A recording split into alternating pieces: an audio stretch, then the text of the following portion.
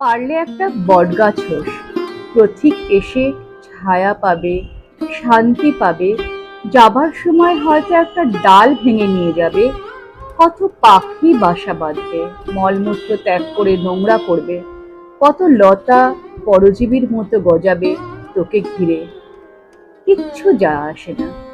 বটগাছ তো বটগাছই, তার মহিমা একটা ডাল ভাঙলে কিচ্ছু কমে না।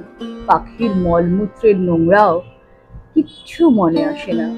ধ্বংস হয়ে গেলেও শুধু ইতিহাসের বুকে লেখা থাকে, এখানে একটি বটবৃক্ষ ছিল। প্রিয় শিষ্য স্বামী বিবেকানন্দকে বলেছিলেন শ্রী শ্রী ঠাকুর রামকৃষ্ণদেব। কি অসাধারণ আশীর্বাদ! জীবনে বিলিয়ে দেওয়ার চেয়ে আনন্দের আর